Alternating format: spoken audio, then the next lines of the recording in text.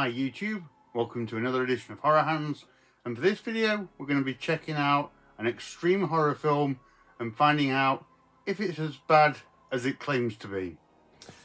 The movie in question is Reality Killers from 2005, and I know very little about this movie. I picked this up as a blind buy from HorrorCon, and just from reading the back of it, it talks up a good game, tells you to brace yourself and asks if you're ready for this one, and supposedly will test the nerves of even the most hardened horror fan. And it's banned in the UK. Apparently, it was refused certificate by the BBFC. So this certainly looks like a good contender for some extreme horror. So other than that, I've purposely kept out of the way of this one. I don't want to know too much about it or what goes on in it. It's sort of like a snuff style serial killer movie, I believe. But as I say, it certainly builds itself up to be a pretty hardcore horror movie. So I'm going to get this one on and see what it's like and see if it can hold up to its own hype. So yeah, let's get this one on and see. All right, we're ready to go with Reality Killers. I'm going to start this one up and see what it's like.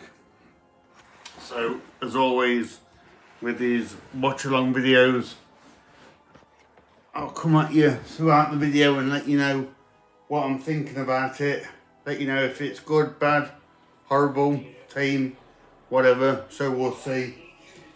But yeah, I'm certainly interested to check this one out. Now it says in terms of the director of this, on the back of this it says written and directed by various unknown assailants. Quite ominous listing there. But when you when I take out the actual Blu-ray, it says it's from the creator of Body Count and Witch Story. Now I immediately thought that was Ruggero Deodato, but he didn't direct Witch Story. That was Alessandro Capote, who I believe wrote Body Count. So without looking this up, I'm taking an educated guess that this is directed by Alessandro Capote, which is cool. Both Body Count and Witch Story are good movies. So yeah. Anyway, this is underway. I'm going to watch a bit of this, and yeah, I'll come back to you soon and let you know what I think. So it's found footage style. As I think I said, this one purports to show a bunch of snuff type tapes from this serial killer, so I'm sure we'll see what kind of crazy stuff he gets up to. Okay, so what this is, it's like an anthology of like hyper realistic death and torture videos. So a little bit like the guinea pig films, a bit of August Underground type stuff. So yeah, pretty grim so far. I think I'm on the second one now, but I've worked out the sort of the concept of this one. Yeah, this like weird collector guy keeps introducing each tapes and just going on about how great these like snuff videos are. So yeah, I'm still kind of early on in the movie. I'm not sensing a great deal of storyline. It's just yeah, it's just like torturing people and doing horrible stuff to them. I can't show it right now because these three guys are cutting into this woman and it's pretty grim.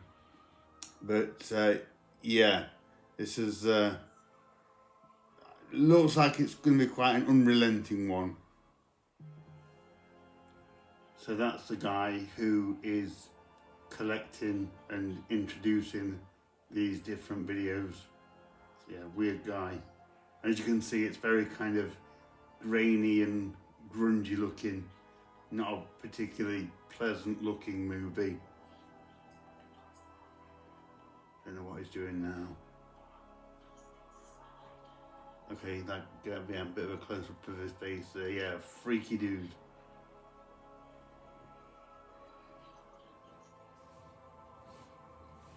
Well, I won't show this too much, but this segment here, this like serial killer just killed this little girl in a swimming pool. Probably one of the reasons why this got refused a BBFC certificate, if I had to guess. Can't say I'm enjoying this one, guys. It's a nasty movie, but it's one that's kind of just a little bit devoid of any real sort of story or just anything that, no kind of character or levity or anything like that. It's made just to hit you with this succession of nasty found footage torture videos, which is definitely effective, but I don't know, just there's not really much else going on there, but some good effects in it. The blood and guts was pretty impressive. It's just, yeah, not the most enjoyable of watches. I don't think I'm not even halfway through yet, and it's already a bit of a slog just because of the lack of any real essential storyline and things like that. I don't know, guys, the whole movie just looks like a weird Marilyn Manson music video or something like that.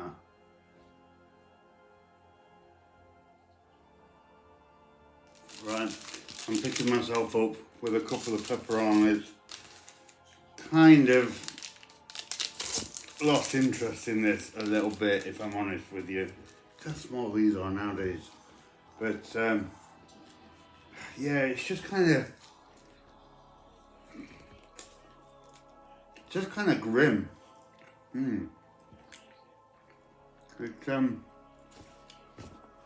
Like I say, it's trying to be nasty and underground and shocking, but I don't know, it ain't got it, unfortunately. It's a nasty film. It's got some unpleasant moments, but no, I don't think I'd even categorise this as extreme horror, because it doesn't really elicit much from you.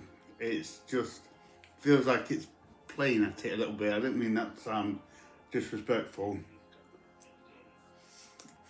but yeah, not great, unfortunately, guys. Pepperonis are hitting the spot though. Right, I'm just over the halfway mark of this one. I can't believe I'm only halfway through this movie. It's only an hour and 15 minutes, but it's seeming a lot longer than that, which is not a good sign. I think the problem with this one is, because there's no story, just a series of gruesome vignettes, and they're hard-going vignettes, it's really hard to stick with this one. Like other extreme films like Martyrs or Serbian films, horrible as they are, they at least have a strong story which kind of keeps you watching, and you know, whether you like the movies or if it's out of reluctance, you kind of stick around just to see what crazy stuff happens next. This one hasn't got that. It's, as I say, it's void of any kind of story or anything to give it a bit of character, which is not good. This is a real slog of a watch. I'm going to stick with it just to see if it pulls anything out or surprises me towards the end, but nothing to recommend so far, I'm afraid, guys. Alright, I've got about 5 minutes of this movie left, and I'm going to do something which I've not done during one of these watch-alongs before, and I'm going to wrap this up while this movie is still playing out. You're really not missing much, I'm not missing much. It didn't improve at all. In fact, it got worse as it went along, because any little novelty of this kind of found footage snuff anthology quickly lost its appeal. So the Reality Killers, unfortunately, it's not one that I can recommend. I didn't like this movie at all.